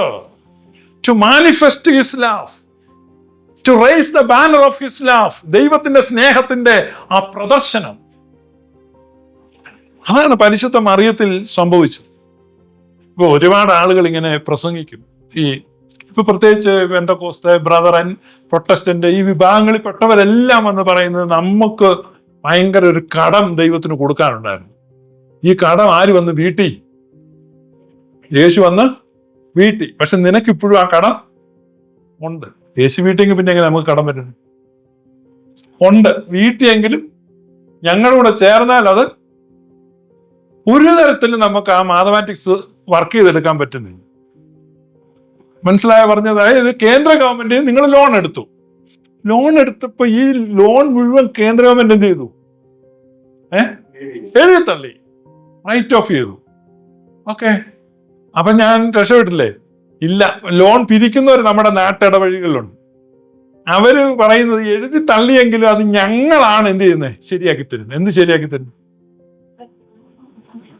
അപ്പൊ ഇവരുടെ ഗോസ്പൽ കേട്ടോ. ഇവര് പറയുന്ന ഗോസ്പൽ എന്ന് പറഞ്ഞാൽ യേശു മുഴുവൻ കടം എന്ത് ചെയ്തു? He paid it all. ഇംഗ്ലീഷിൽ പാട്ടൊക്കെ ഉണ്ട്, he paid it all, he paid it all. Paid ചെയ്തെങ്കിൽ പിന്നെ എന്നാ നമ്മൾ വീട്ടിൽ പോയേക്കാം? നോ പോകാൻ വരട്ടെ, അവിടെ നിൽക്കേ, പോകല്ലേ. അപ്പൊ ഇത് പറഞ്ഞ് സച്ച് ഫൂളിഷ്നെസ്. ഇത് അബദ്ധമാണ്. കാരണം ഇവരെ സംബന്ധിച്ച് യേശു എന്തിനാ വന്നെന്നോ ദൈവം എന്താ ചെയ്തെന്നോ ഒരെത്തും പിടിയുമില്ല. മറിച്ച് കിട്ടിയ പുസ്തകം വെച്ച് എങ്ങനെ പണം ഉണ്ടാക്കാം എന്നുള്ള ഒരു ഗോസ്പലാണ്. ഇത് ഞാൻ പറഞ്ഞത് സത്യമായിട്ടും അവർ ചെയ്യുന്നതാണ്. ഇവരും ആളുകളെ വഞ്ചിക്കുകയാണ്. ഇതങ്ങോട്ട് വെച്ചിട്ട് ഞാനിപ്പോ ഇവരെല്ലാം ചലഞ്ച് ചെയ്യാറുണ്ട്. ചലഞ്ച് ഈ പ്രസംഗത്തിലെല്ലാം ലൈവ് ഓൺലൈനിലും വിളിക്കാറുണ്ട്. ഒരു മനുഷ്യനും വരില്ല. കാരണം ഇവർ പറയുന്നത് നോൺസെൻസ് ആണ്, പരസ്പര വിരുദ്ധമായ കാര്യമാണ്. അങ്ങനെ ഒരു കടമൊന്നും നമ്മൾ വീട്ടാല്ല. ദൈവത്തോട് കടം വീട്ടാൻ മാത്രം മനുഷ്യനാരാ? ദൈവവുമായിട്ട് ബിസിനസ് ചെയ്യാൻ മനുഷ്യന് പറ്റുമോ? ഇതാണ് നമ്മൾക്ക് ഒരു കടം ഉണ്ടായിരുന്നു. ആര്? നമ്മുടെ ആദ്യ പിതാവായ ആദം മേടിച്ച കടമാണ്, നമ്മളത് കൊടുക്കണം. അത് പിന്നെ ആര് വന്ന് കൊടുത്തു? യേശു കൊടുത്തു. പക്ഷെ കൊടുത്തെങ്കിലും എന്തുണ്ട്? ഒരു ചെറിയ പ്രശ്നമുണ്ട്. പ്രിയപ്പെട്ടവർ, ഇതല്ല. ദൈവം നമ്മെ സ്നേഹിച്ചു. ദൈവം നമ്മെ സ്നേഹിച്ചു. പക്ഷെ ദൈവത്തിന്റെ സ്നേഹത്തിൽ നിന്ന് മനുഷ്യൻ എന്ത് ചെയ്തു? അകന്നുപോയി. മനുഷ്യനാണ് അകന്നുപോയത്, ആരല്ല. അപ്പൊ ആദം ദൈവത്തിന്റെ സ്വരം കേട്ടപ്പോ, ഞാൻ ചോദിക്കട്ടെ, ആദം പാപം ചെയ്തെന്ന് ദൈവം അറിഞ്ഞോ ഇല്ലയോ?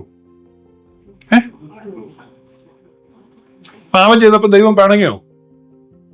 പതിവ് പോലെ ദൈവം എവിടെ വന്നു? ആദമിനോടുള്ള കമ്മ്യൂണിന് വേണ്ടി വരികയാണ്. അപ്പം ആരാണ് ഓടിയത്? ആരാണ് ഒളിച്ചത്? ആർക്കാണ് പ്രോബ്ലം? ആരാണ് ഫിക്സ് ചെയ്യപ്പെടേണ്ടത്? ആരാണ് മാറേണ്ടത്? അത് ദൈവമാണോ? അപ്പൊ ദൈവത്തിന്റെ സ്നേഹത്തെ ആദമിന് ഉൾക്കൊള്ളാൻ പറ്റുന്നില്ല, മനസ്സിലാക്കാൻ പറ്റുന്നില്ല. വേണ്ട, ഞാൻ അഴുക്ക, ഇനി എന്റെ അടുക്കൽ വരികയേ വേണ്ട. അപ്പൊ എന്റെ അടുക്കൽ വരണ്ട എന്ന് പറയുന്ന സ്ഥാനത്ത് അവന്റെ അടുക്കലേക്ക് ദൈവം തന്റെ പുത്രനെ അയച്ചു. ഇതാണ് ഇൻകാർണേഷൻ എന്ന് പറയുന്നത്. അപ്പൊ ഇൻകാർണേഷന് സംഭവിക്കുന്ന ദൂരസ്ഥനായ ദൈവം സമീപസ്ഥനായി, അദൃശ്യനായ ദൈവം ദൃശ്യനായി. അതാണ് നമ്മൾ ഈ എൽദോ പെരുന്നാളിന്റെ ശുശ്രൂഷ അതൊക്കെ പാടുന്നത്. ഈ കാര്യങ്ങൾ മുഴുവൻ എൽദോ പെരുന്നാളിന്റെ ക്രമത്തിൽ എഴുതി വെച്ചിട്ടുള്ളൂ. ഇപ്പൊ ഞാനീ പറയുന്ന കാര്യം നിങ്ങളോട് എന്തോ പുതിയ കാര്യമോ? ഇത് വിസ്ഡം ഓഫ് അവർ ഫാദേഴ്സ്. അപ്പൊ ഈസ്റ്റേൺ ഫാദേഴ്സിന്റെ വിസ്ഡമാണിത്. പൗരസ്ത്യ പിതാക്കന്മാർ അതാണ് പറഞ്ഞത്, ആ സ്നേഹം. അതുകൊണ്ടാണ് ജന്മത്താൽ വിടുതൽ തന്ന നന്ദനനെ കൃപ തോന്നേണം. ജന്മത്താൽ, കണ്ടോ, ജന്മത്താൽ നമുക്ക് വിടുതൽ തന്നു. ജന്മത്താൽ നമ്മെ രക്ഷിച്ചു. കാരണം ഈ ജന്മം എന്താണ്? പുണ്യകരമായ ജന്മമാണ്. ഈ പുണ്യകരമായ രക്ഷാകരമായ ഈ ജന്മം ആരിൽ സംഭവിച്ചു? പരിശുദ്ധ മറിയത്തിൽ സംഭവിച്ചു. പരിശുദ്ധ മറിയത്തിൽ തൃത്വം എന്ത് ചെയ്തു? സമ്മേളിച്ചു. അതാണ് ചോദിച്ചത്, എങ്ങനെ സംഭവിക്കും? പറയാണ്, അത്യുന്നതന്റെ ശക്തി നിന്റെ മേൽ നിഴലിടും, പരിശുദ്ധാത്മാവ് നിന്റെ മേൽ വരും, ഉത്ഭവിക്കുന്ന വിശുദ്ധ പ്രജ ദൈവപുത്രൻ എന്ന്. അപ്പൊ ആര് സമ്മേളിച്ചു? പിതാവും പുത്രനും. കണ്ടോ? തൃത്വത്തിന്റെ കൂടാരമായി മാറി. Tabernacle of the Holy Trinity. പരിശുദ്ധ തൃത്വത്തിന്റെ സമാഗമന കൂടാരമായതാണ് പരിശുദ്ധ മാതാവാണ്. സ്വാഭാവികമായിട്ടും മനുഷ്യചിന്തയിൽ തോന്നുന്ന സംശയമാണ്, ഇതെങ്ങനെ സംഭവിക്കും?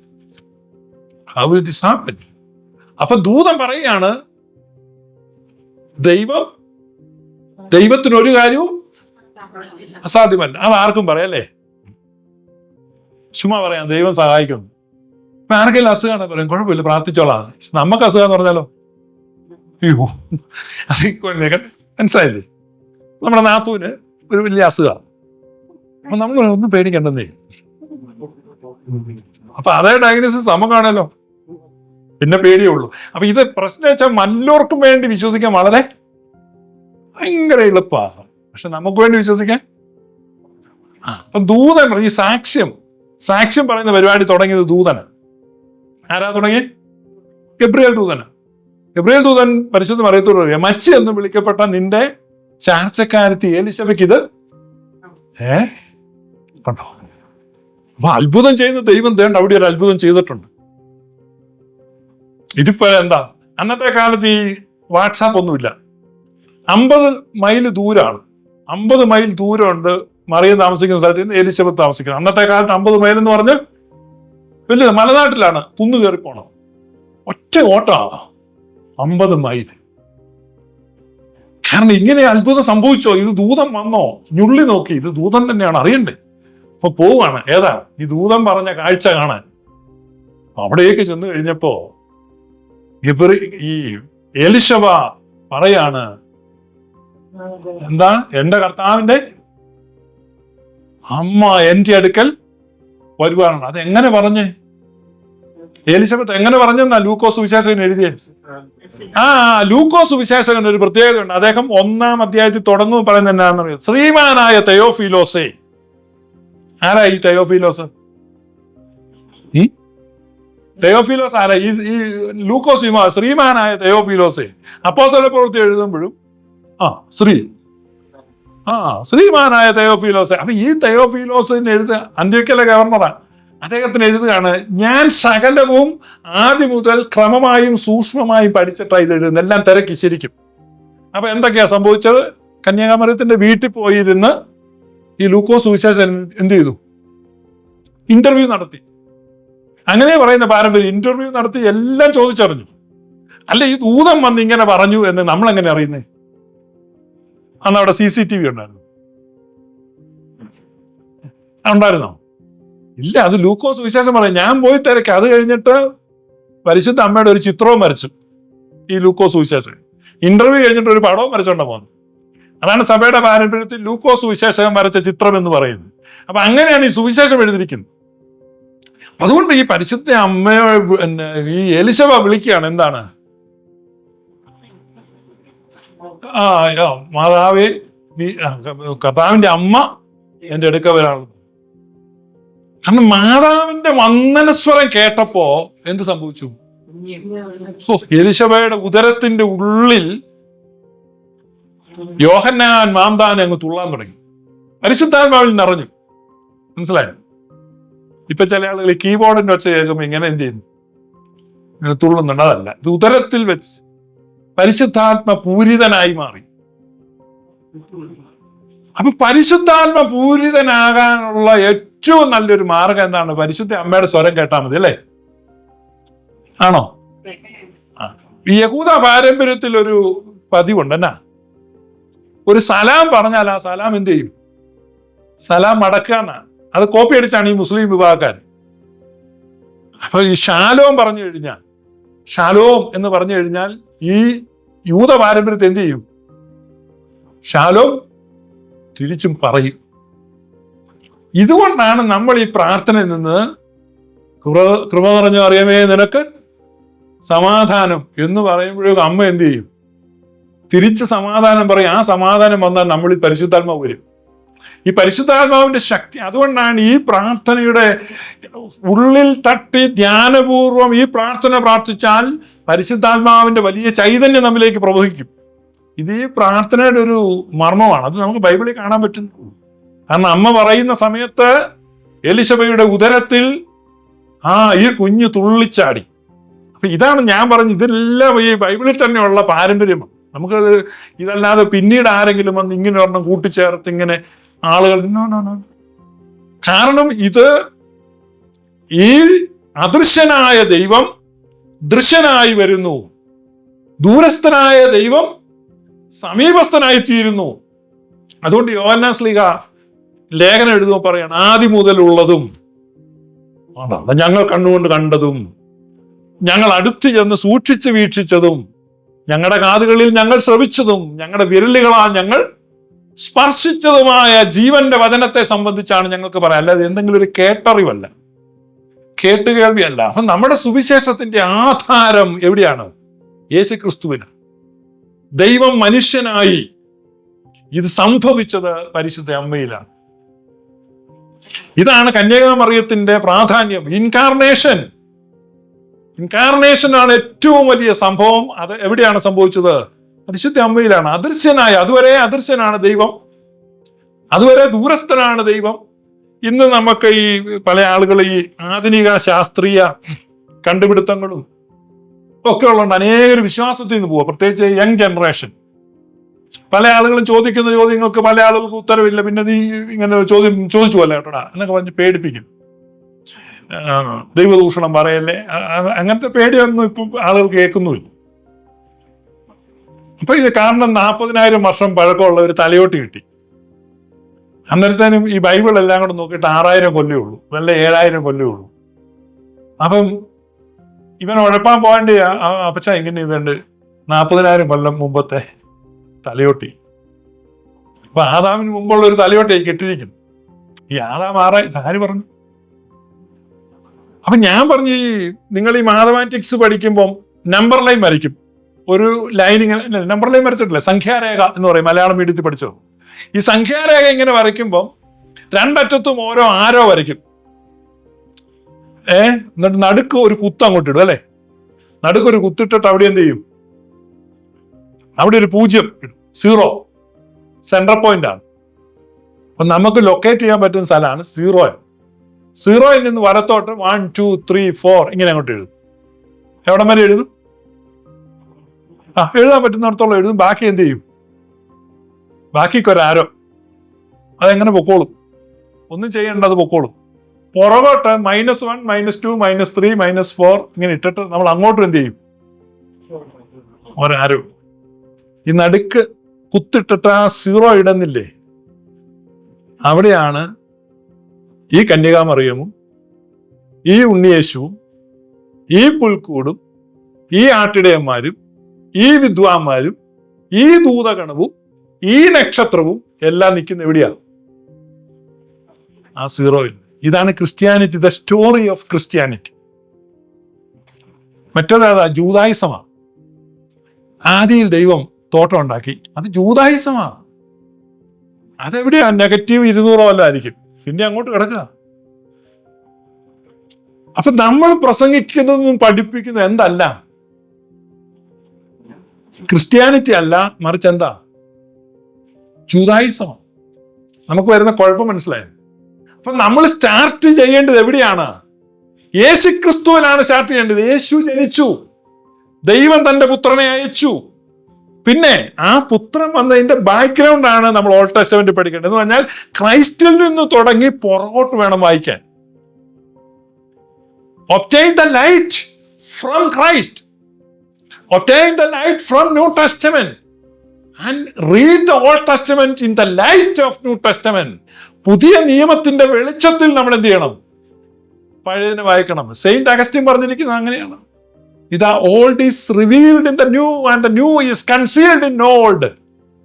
സോ നമ്മൾ ആദ്യം എന്ത് ചെയ്യാൻ പോവാ? കൺസീൽഡ് ആയിരിക്കുന്ന. പൗലുസ്ലിയുടെ ഭാഷ എന്നാണെന്നറിയോ? പഴയ നിയമം വായിക്കുമ്പോഴൊക്കെയും ഒരു മൂടുപടം അവരുടെ ഹൃദയത്തിൽ. 2 കൊരിന്ത്യർ ലേഖനത്തിൽ 2 കൊരിന്ത്യൻസിൽ പൗലുസ്ലി എഴുതിയിരിക്കുകയാണ്, എ വെയിൽ ഓൺ യുവർ ഹാർട്ട്. നിങ്ങളുടെ ഹൃദയം ഇരുണ്ടു പോകും, കാരണം there is no light there. അപ്പൊ നമ്മൾ ആദ്യം ദൈവം ആകാശവും ഭൂമി സൃഷ്ടിച്ച് പിന്നെ ഒരു തോട്ടം ഉണ്ടാക്കി എന്നൊക്കെ പറയുന്ന സമയത്ത് ഈ ലോകത്തെ ആധുനിക മനുഷ്യൻ, മതേതര മനുഷ്യൻ, the modern man, the secular man നമ്മളോട് ചോദ്യം ചോദിച്ചാൽ നമുക്കോ നമ്മുടെ കുട്ടികൾക്കോ എന്തുണ്ടാവില്ല? കൺവിൻസിങ് ആൻസർ ഇല്ല. ഈ കൺവിൻസിങ് ആൻസർ ഇല്ലാത്തതുകൊണ്ട് പല ആളുകളും എന്ത് ചെയ്യാണ്? വിശ്വാസമൊക്കെ കളിപ്പീരാം. നമ്മൾ എവിടെയാണ് തുടങ്ങേണ്ടതെന്ന് അറിയാമോ? കന്യകാമറിയത്തിലാണ് തുടങ്ങേണ്ടത്. The angel of God visited Mary.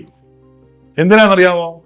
അകന്നുപോയ മനുഷ്യനെ, നമ്മുടെ പുമിയൻ സദ്രയൊക്കെ വായിക്കും, ഇതെല്ലാം അതിനകത്ത് എഴുതി വെച്ചിട്ടുണ്ട്. അകന്നുപോയ മനുഷ്യനെ അടുപ്പിക്കേണ്ടതിന് വേണ്ടി നിങ്ങൾ ഈ പുമിയൻ സദ്രയുടെ പുസ്തകമൊക്കെ കിട്ടും, അത് എടുത്തിങ്ങനെ വായിക്കണം. കാരണം വർഷത്തിലൊന്നാണ് ഇത് കേൾക്കുന്നേ.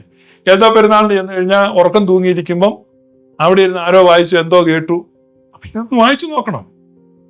മറ്റു കാര്യം ലിറ്ററേച്ചറൊക്കെ വായിക്കാൻ സമയമുണ്ട്, ഇതിനകത്ത് ഇതെല്ലാം എഴുതി വെച്ചിട്ടുണ്ട്. അപ്പൊ അകന്നുപോയ മനുഷ്യനെ, അപ്പൊ ആരാ അകന്നുപോയെ? ദൈവമാണോ? അപ്പം മറ്റേ പാശ്ചാത്യ സുവിശേഷത്തിൽ ആരാ അകന്നുപോയെ? ദൈവം പോയി. പിന്നെ ദൈവത്തെ നമ്മൾ ആവാഹിക്കുക. ഈ കർക്കിടക കാക്കയെ വിളിക്കുന്നത് കൊട്ടി, അല്ലേ? നിങ്ങൾ വിളിക്കാറുണ്ടോ ദൈവത്തെ? വിളിക്കുന്നത് അവൻ നമ്മിൽ ആരിൽ നിന്നും അകന്നിരിക്കുന്നില്ല. ഏതൻസിൽ പ്രസംഗിക്കുമ്പോ പൗലുസ്ലീഹ പറയാണ്, അവൻ നമ്മിൽ ആരിൽ നിന്നും അകന്നിരിക്കുന്നില്ല. ദൈവം ഒരിക്കലും നമ്മൾ എന്ത് ചെയ്തിട്ടില്ല? വിട്ടിട്ട് പോയിട്ടില്ല, അകന്നു പോയിട്ടില്ല. പക്ഷെ നമുക്കാണ് എന്ത്? നമുക്കാണ് ബുദ്ധിമുട്ട്. നമുക്കാണ് ദൈവത്തെ ഉൾക്കൊള്ളാൻ, ദൈവത്തെ മനസ്സിലാക്കാൻ ബുദ്ധിമുട്ട്. അതാണ് യേശു കർത്താവ് ബ്യൂട്ടിഫുൾ ആയിട്ടൊരു കഥ പറഞ്ഞു. ധൂർത്തനായ പുത്രൻ ഇങ്ങനെ പോയി, നിങ്ങൾക്ക് ആ കഥ അറിയാം, കുഞ്ഞിലെ തൊട്ട് കേൾക്കുന്ന. ഞാൻ ആ കഥ വീണ്ടും പറഞ്ഞ് നിങ്ങളെ ഉപദ്രവിക്കുന്നത്. അവൻ മടങ്ങി വന്നപ്പോ അവൻ വീട്ടിനകത്ത് എന്താണ്? നൃത്തം, സന്തോഷം, വിരുന്ന്, മോതിരം, മേത്തരമായ അങ്കി, ചെരുപ്പ്, പിന്നെ ഉമ്മ, അല്ലേ? എന്തെല്ലാം സംഗതി അവന് കിട്ടിയേ? പിതാവിന്റെ ആശ്ലേഷം, അല്ലേ? പിന്നെ ഒരു ഉമ്മ കഴുത്തേല്, പിന്നെ കാലച്ചെരുപ്പ്, കയ്യേ മോതിരം, ദേഹത്ത് വില കൂടിയ വസ്ത്രം, പിന്നെ തടിപ്പിച്ച കാളക്കുട്ടിയുടെ അറുത്തുള്ള വിരുന്ന്, പാട്ട്, ഡാൻസ്. മൂത്തപുത്രൻ വന്നു. മൂത്തപുത്രൻ വയലിന്ന് വന്നു, മുറ്റത്ത് വന്നു. അവൻ എന്ത് ചെയ്യാൻ പറ്റുന്നില്ല? അകത്തോട്ട് എന്നാ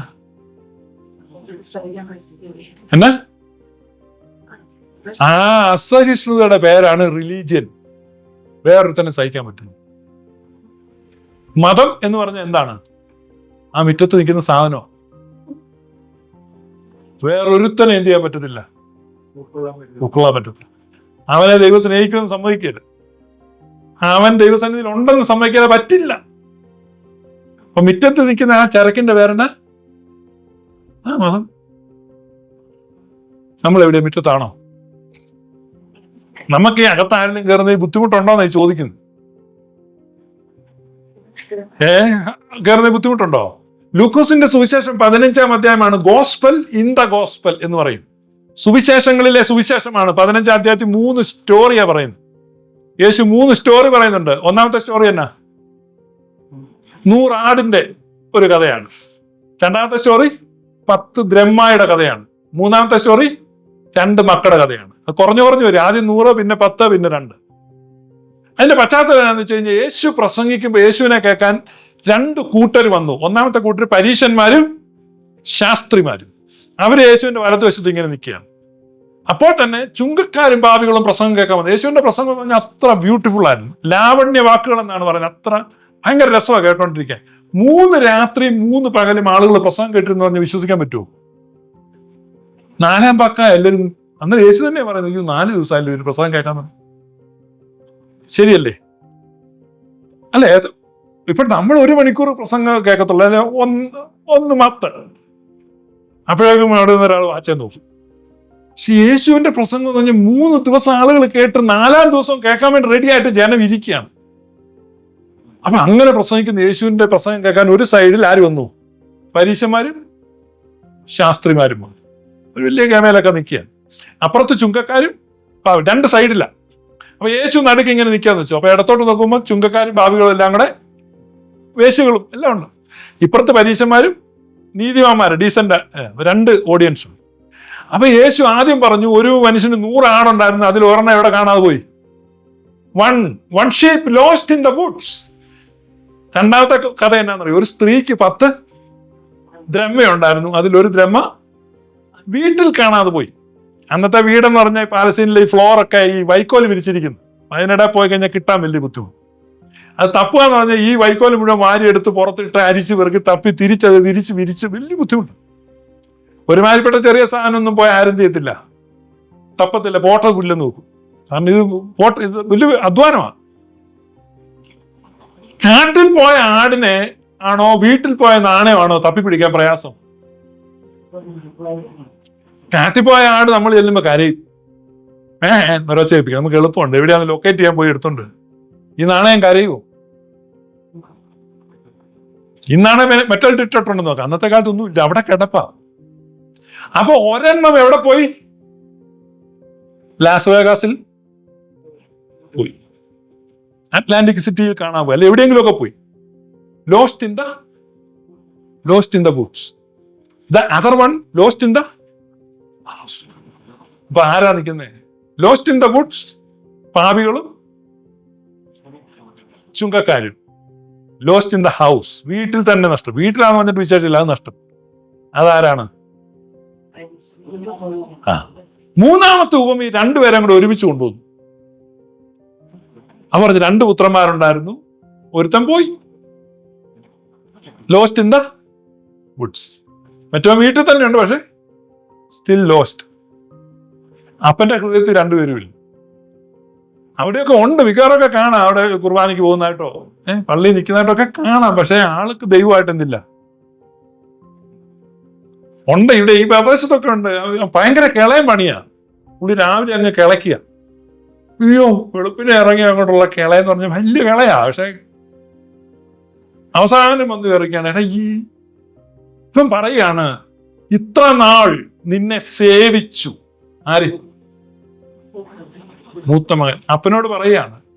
അപ്പൊ റിലേഷൻഷിപ്പ് ഇല്ല. ഇളയ മകൻ വരുന്ന അറിയോ? അപ്പ നിന്റെ കൂലിക്കാരിൽ ഒരുത്തനെ പോലെ എന്നെ ആക്കണമേ എന്ന് പറയാൻ അവൻ വരുന്നേ. പക്ഷെ അപ്പൻ അവൻ എന്ത് ചെയ്തു?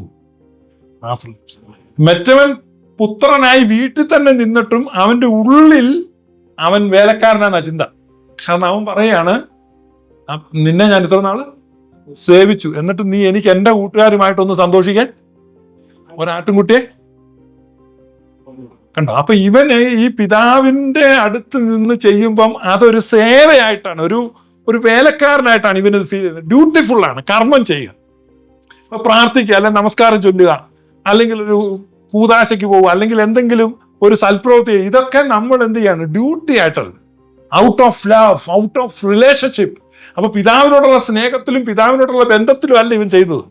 ഇവനൊരു കൂലിപ്പണിയായിട്ടൊക്കെ ഇത് ചെയ്തു. അവസാനം പറയാണ്, നീ എനിക്ക് എന്റെ കൂട്ടുകാരുമായിട്ട് ആനന്ദിക്കേണ്ടതിന് എന്ത് തന്നില്ല. അപ്പൊ ഇവൻ എന്തുണ്ട്? ഹിഡൻ ഡിസയേഴ്സ് ഉണ്ട്, ഹിഡൻ അജണ്ട ഉണ്ട്. എന്ന് പറഞ്ഞാൽ ഇവൻ മര്യാദക്കാരനായിട്ട് നിന്നെങ്കിലും ഇളയ മകനേക്കാളും വലിയ സ്വപ്നങ്ങൾ ഇവൻ ഹൃദയത്തിൽ കെട്ടിക്കൊണ്ടിരിക്കുക. ആലോചിച്ചിരിക്കുക. Both are lost. മോഹിക്കേണ്ടതിന് സ്ത്രീയെ നോക്കുന്നവൻ അവളോട് വ്യഭിചാരം ചെയ്തു കഴിഞ്ഞെന്ന് യേശു വരാൻ പറഞ്ഞത് ലിറ്ററലി ചെയ്യണമെന്നില്ല. ഒരുത്തൻ അവിടെ പോയി, എവിടെ പോയി? കാട്ടിൽ പോയി. മറ്റവൻ എവിടെ പോയി? Both are no difference. ഇതാണ് ഗോസ്പൽ. പൗലോസ് പറയാണ്, no difference, all have sinned and come short of glory. No difference whether you are in the house or you are in the woods. You are lost. Only the mercy of God made you eligible. അതുകൊണ്ടാണ് നമ്മുടെ പിതാക്കന്മാർ നിരന്തരം ഈ കുറിയലൈസോൻ. Whole ക്രിസ്ത്യാനിറ്റിയിൽ ഏറ്റവും powerful വേർഡാണ്. It's a prayer. കർത്താവേ കരുണ ചെയ്യണമേ. only കർത്താവിന്റെ കരുണയാണ് നമ്മളെ എന്ത് ചെയ്യുന്നത്? യോഗ്യരാക്കുന്നത്. നമുക്കല്ലാതെ ഒരു യോഗ്യതയുമില്ല. അതുകൊണ്ട് ഈ കുറിയലൈസോൻ എന്ന വാക്ക്, അത് ഗ്രീക്ക് വാക്കാട്ടോ, സുറിയാനി വാക്കല്ല.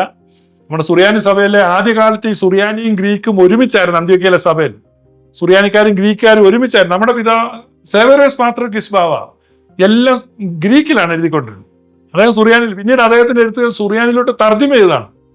അപ്പൊ അങ്ങനെ നമ്മുടെ പിതാക്കന്മാരിൽ പലരും ഗ്രീക്കിൽ എഴുതിയവരാണ്, സുറിയാനിക്കാരാണെങ്കിലും. അതുകൊണ്ട് ഈ കുറിയലൈസോൻ എന്ന പ്രാർത്ഥന നമ്മൾ ഉള്ളിൽ തട്ടി വേണം പ്രാർത്ഥിക്കാൻ. കർത്താവേ, നീ കരുണ ചെയ്യണമേ. നമുക്കൊരു യോഗ്യതയുമില്ല, നമ്മൾ തികച്ചും അയോഗ്യരാണ്. പക്ഷെ എന്താണ് നമ്മളെ യോഗ്യരാക്കിയെന്നറിയാമോ? ആ ഉലക സ്ഥാപനത്തിന് മുമ്പ് പിതാവ് പുത്രനെ സ്നേഹിച്ച ആ സ്നേഹം എന്താണ്? ഒരു മാറ്റം. നമ്മളിപ്പോ ഒരു ആഭരണ പണിയാണ്. ഇപ്പൊ ആഭരണം പണിത് കഴിഞ്ഞ് നമ്മൾ പിന്നെ ആ ഇന്നടത്ത് നമ്മുടെ ഉണ്ടല്ലോ, ആ മോളിക്കുട്ടിക്ക് തയ്ച്ചു കൊടുത്തേത്തിരി തന്നെ ഒരെണ്ണം എനിക്കും, അല്ലെ? ചിലപ്പോ ഇപ്പോഴല്ല, പണ്ടൊക്കെ തയ്യക്കാരുടെ അടുത്ത് അതേ തുണി വേണം, അതേ പാറ്റേൺ വേണം, അതുപോലെ തന്നെ. അപ്പൊ യേശുക്രിസ്തു പിതാവിനോട് പറയുന്നത്, പിതാവ് നീ എന്നെ സ്നേഹിച്ച ആ സ്നേഹം ഉണ്ടല്ലോ, അതൊട്ടും മാറ്റി കുറയാതെ ഒരു വ്യത്യാസവും കൂടാതെ ഇവരുടെ മേൽ അങ്ങ് വർഷിക്കുക. അതുകൊണ്ടാണ് നമ്മുടെ വർഷിപ്പിൽ പിതാവിനും പുത്രനും പരിശുദ്ധ റൂഹായിക്കും സ്തുതി എന്ന് പറയുന്നത്. കാരണം അതൊരു റിലേഷൻഷിപ്പാണ്. പിതാവ് പുത്രനെ സ്നേഹിച്ച ആ സ്നേഹം, ആ റിലേഷൻഷിപ്പിനെയാണ് നമ്മൾ വർഷിപ്പ് ചെയ്യുന്നത്.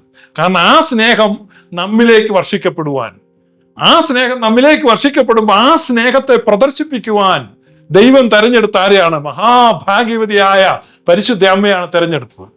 ഈ ബൈബിൾ ക്രോഡീകരിച്ച അത്തനേഷ്യസ് അലക്സാണ്ട്രിയയിലെ അത്തനേഷ്യസ് എപ്പോഴൊക്കെ കന്യാമറിയാമിനെ പറ്റി എഴുതുമ്പോഴൊക്കെ എഴുതുന്ന ബ്ലസ്സഡ് ആൻഡ് എവർ വിർജിൻ, നിത്യകന്യകയും മഹാഭാഗ്യവതിയുമായ പരിശുദ്ധ അമ്മ. ഇത് സഭയുടെ പൂർവിക വിശ്വാസമാണ്. അതിനെതിരായിട്ട് ഈ സ്ത്രീക്കും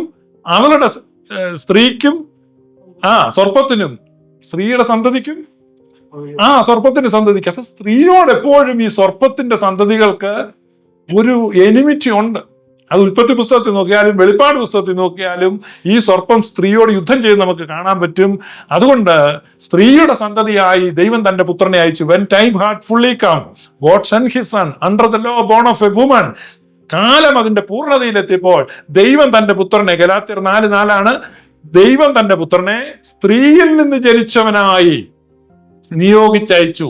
ആ മഹാഭാഗ്യവതിയായ സ്ത്രീ ഈ സുവിശേഷം അദൃശ്യനായ ദൈവം ദൃശ്യനായും ദൂരസ്ഥനായ ദൈവം സമീപസ്ഥനായും മാറുവാൻ പരിശുദ്ധ അമ്മയെ തെരഞ്ഞെടുത്തു. അമ്മയെ ഭാഗ്യവതി നമ്മൾ പറയുമ്പോൾ അതിന്റെ അർത്ഥം അത് എത്രമാത്രം ആഴത്തിലുള്ളതാണ്. ഞാൻ പറയുന്നത് ഇത് ദൂതൻ സർട്ടിഫൈ ചെയ്ത ഒരു കാര്യമാണ്, ഇത് പരിശുദ്ധാത്മാവ് സർട്ടിഫൈ ചെയ്തൊരു കാര്യമാണ്, ഇത് പിതാക്കന്മാര് സർട്ടിഫൈ ചെയ്തൊരു കാര്യമാണ്, ഇത് എലിശുബ സർട്ടിഫൈ ചെയ്ത കാര്യമാണ്. അപ്പൊ നമ്മൾ പറയുമ്പോൾ ഈ അമ്മേ ഭാഗ്യവതി എന്ന് നമ്മൾ പാടുമല്ലോ, അമ്മേ ഭാഗ്യവതി എന്ന് പാടുമ്പോൾ അത് എക്കോ ചെയ്തുകൊണ്ടിരിക്കുകയാണ് യുഗങ്ങളിലൂടെ, നൂറ്റാണ്ടുകളിലൂടെ, സഭയുടെ ഇടനാഴികളിലൂടെ അങ്ങ് നിത്യത വരെയും മുഴങ്ങുകയാണ്. കാരണം അത് സ്വർഗം സർട്ടിഫൈ ചെയ്തതാണ്, മഹാഭാഗ്യവതിയായ അമ്മ. അതുകൊണ്ടാണ് പരിശുദ്ധാത്മാവിൽ നിറഞ്ഞു നിന്നിട്ട് താഴ്മയുടെ പ്രതീകമായ പരിശുദ്ധ അമ്മ പറഞ്ഞു, ഇതാ സകല തലമുറകളും ഇന്നു മുതൽ എന്നെ ഭാഗ്യവതി എന്ന് വാഴ്ത്തു. ഈ തലമുറ എന്ന് പറഞ്ഞാൽ എന്താണെന്നറിയാം? അതുകൂടെ പറഞ്ഞ് ഞാൻ അവസാനിപ്പിക്കുക. തലമുറ എന്ന് പറഞ്ഞാൽ എഴുതപ്പെട്ടവർ. കാരണം നമ്മൾ വംശാവലിക്കകത്ത് എഴുതി വരുമ്പോൾ തലമുറയായിട്ട് വംശാവലി എഴുതുകയാണ്. അപ്പോൾ രേഖപ്പെടുത്തപ്പെട്ടവർ, അതാണ് തലമുറ എന്ന് പറഞ്ഞാൽ. അല്ല എല്ലാ മനുഷ്യരും എന്ന അർത്ഥമില്ല. ഈ രക്ഷിക്കപ്പെട്ടവരുടെ തലമുറയിൽ, ഈ വീണ്ടെടുക്കപ്പെട്ട ഈ ജനത്തിന്റെ തലമുറയിൽ, ദൈവസ്നേഹത്തെ അനുഭവിക്കുന്നവരുടെ തലമുറയിൽ എത്ര തലമുറ കഴിഞ്ഞാലും ആ തലമുറയൊക്കെയും എന്നെ എന്ത് ചെയ്യും?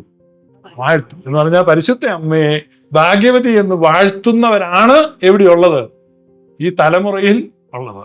ഈ തലമുറയിൽ ഉൾപ്പെട്ടവർ മഹാഭാഗ്യവാന്മാർ. ഈ വലിയ ഒരു പദവിയിലേക്ക് നാം വിളിക്കപ്പെട്ടല്ലോ, അതോർത്ത് ഞാൻ ദൈവത്തെ സ്തുതിക്കുന്നു. ഇന്ന് എന്നെ ഇവിടെ സംസാരിക്കാനായിട്ട് ക്ഷണിച്ച വന്യ ദിവ്യശ്രീ പുതൂർക്കോട്ടിലെ അച്ഛനും ഈ പള്ളിയുടെ ഭാരവാഹികൾക്കും എല്ലാ പ്രിയപ്പെട്ടവർക്കും നന്ദിയും സ്നേഹവും അറിയിക്കുന്നു. പരിശുദ്ധ അമ്മയുടെ ഈ പെരുന്നാളിന്റെ എല്ലാ ആശംസകളും നിങ്ങൾക്ക് ഓരോരുത്തർക്കും അർപ്പിക്കുന്നു. ദൈവമായ കർത്താവ് നമ്മെ എല്ലാവരെയും സഹായിക്കട്ടെ. ആയത് ദൈവമാതാവായ പരിശുദ്ധ കന്യകാ മർത്തമറിയം അമ്മയുടെയും എല്ലാ ശുദ്ധിമാന്മാരുടെയും ശുദ്ധിമതികളുടെയും പ്രാർത്ഥനകളാൽ തന്നെ എത്രയോ അനുഗ്രഹീതമായ ഒരു മെസ്സേജ് റിച്ചായിട്ടുള്ളതായ ആശയങ്ങളാണ് നമ്മളൊന്ന് ശ്രദ്ധിച്ചാൽ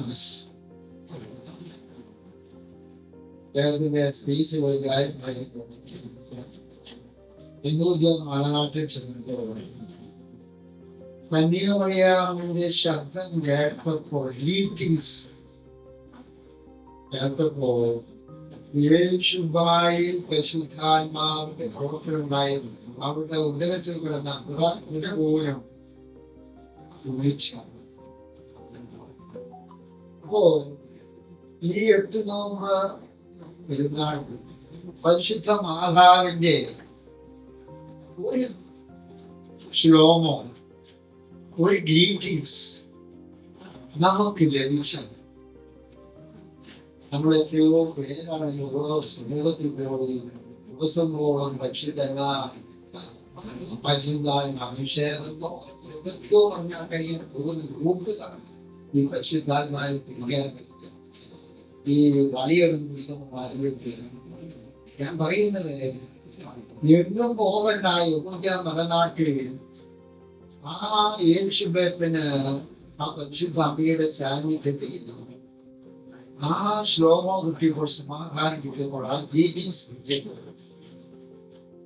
അമ്മയിൽ വന്ന ആ യേശുബത്തിൽ വന്ന ആ ചേഞ്ചസ് അദ്ദേഹത്തെ സുറിയാനി സഭയിൽ 7 യാമത്തെ പ്രാർത്ഥനകളുണ്ടായിരുന്നു. ഓരോ യാമം തുടങ്ങുമ്പോഴും തീരുമ്പോഴും ലോർഡ്സ് പ്രേയറും അതുപോലെ അന്യോന്യമുള്ളതായ